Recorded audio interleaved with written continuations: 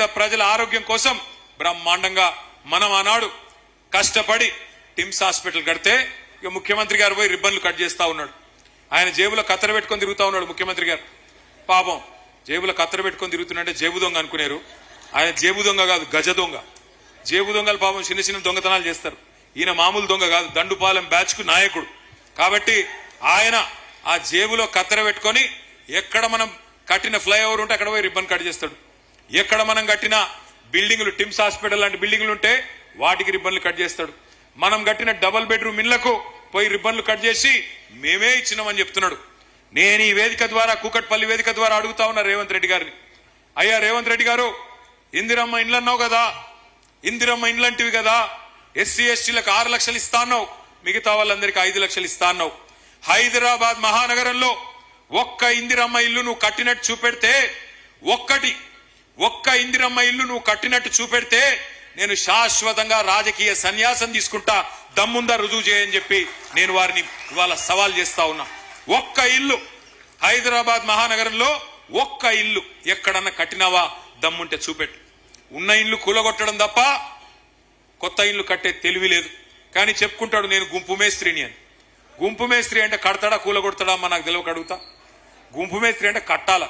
వీడెక్కడ గుంపు మేస్త్రి, ఉన్న ఇల్లు కూలగొట్టేటోడు, ఉన్న కొంపలు పుచ్చుకునేటోడు గుంపు మేస్త్రి ఎట్లయితాడు ఆలోచించండి. ఇంకొక మాట కూడా మీరు గుర్తు చేసుకోవాలని కోరుతా ఉన్నా. హైదరాబాద్ లో ఎట్లా రియల్ ఎస్టేట్ పెరిగింది, ఎట్లా ప్రజల సంపద పెరిగింది, మధ్యతరగతి ప్రజలది ఒక్కసారి గుర్తు తెచ్చుకోండి. ఒకవైపు 1,00,000 డబుల్ బెడ్రూమ్ ఇల్లు కట్టుకున్నాం కేసీఆర్ గారి నాయకత్వంలో. అట్లాగే కొత్తగా బ్రహ్మాండంగా లింక్ రోడ్లు, అట్లాగే ఫ్లైఓవర్లు, అండర్ పాసులు, కొత్త రహదారులు, కొత్త ఫ్లైఓవర్లు, ఇవన్నీ కూడా 1 కాదు 2 కాదు 42 కట్టుకున్నాం SRDP ప్రాజెక్ట్ కింద.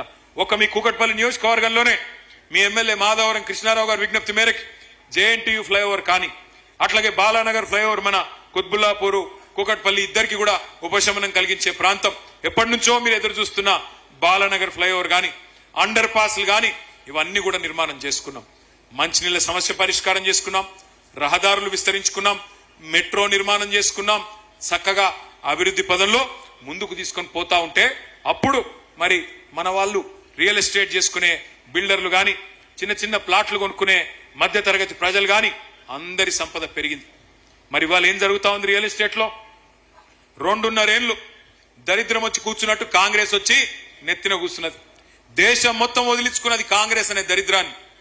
దేశం మొత్తం ఏ రాష్ట్రంలో కాంగ్రెస్ ను దగ్గర తీసుకోవడానికి కూడా ఇష్టపడట్లేదు. పక్కనున్న ఆంధ్రప్రదేశ్ వాళ్ళు అయితే దాన్ని పాతి పెట్టినారు. కానీ మన రాష్ట్రంలో ఏమైందో ఏమో మన వాళ్ళకి. హైదరాబాద్ వాళ్ళు మీరు కరెక్ట్ గానే ఓట్లేసింది, మీరు నమ్మలేదు దొంగ కాంగ్రెస్ ను. కుకట్పల్లి వాళ్ళు అయితే అసలే నమ్మలేదు. 72,000 ఓట్ల మెజారిటీతో మీ ఎమ్మెల్యే గారికి 54% ఓట్లు ఇచ్చి రాష్ట్రంలోనే highest percentage votes, highest majority మా తమ్ముడు వివేకానంద్కి వస్తే 85,000, మీకు హైయెస్ట్ పర్సెంటేజ్ వచ్చింది. ఎప్పుడు కృష్ణన్న పంచాయతీ పెట్టుకుంటాడు నాతో, వివేక్ హైయెస్ట్ మెజారిటీ అంటే అరే పర్సెంటేజ్ చూడన్నా నువ్వు అంటాడు. పర్సెంటేజ్ నీకే వచ్చింది కృష్ణన్న, ఫస్ట్ క్లాస్ లో పాస్ అయినావు, కంగ్రాట్స్ నీకు మీ కార్యకర్తలకు. మనమేమో ఆ పని చేసినాం, ప్రజల మనసు గెలుచుకున్నాం. వీళ్ళేమో దొంగ కార్డులు పట్టుకొని గ్యారంటీ కార్డులు అని పట్టుకొని పాపం ఊర్లలో పోయి అందరు కొంపలు ముంచింది.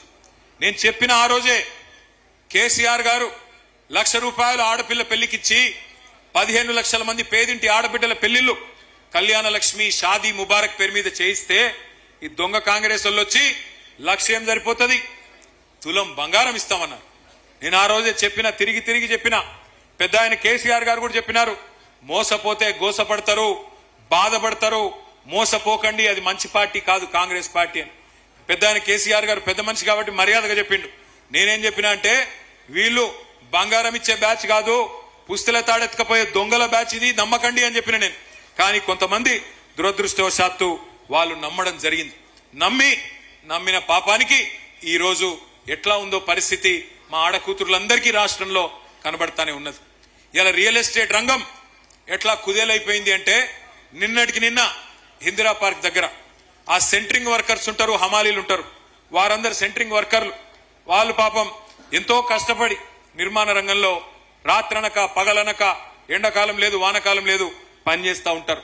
వాళ్ళందరూ లక్షలాది మంది ఇలా లబోదిబోమని మొత్తుకుంటున్నారు. నిన్న కృష్ణారావు గారు మా తలసాని శ్రీనివాస్ యాదవ్ గారు, మా గౌరవ ఎమ్మెల్యేలు ముగ్గురు నలుగురు పోయి వాళ్ళకు ధైర్యం చెప్పొచ్చినారు. మళ్ళీ కేసీఆర్ గారు వస్తారు, మళ్ళీ నిర్మాణ రంగం పుంజుకుంటది, మీరెవరు భయపడకండి, మీ సమస్యలను కూడా మేము పరిష్కారం చేస్తామని చెప్పారు వాళ్ళు.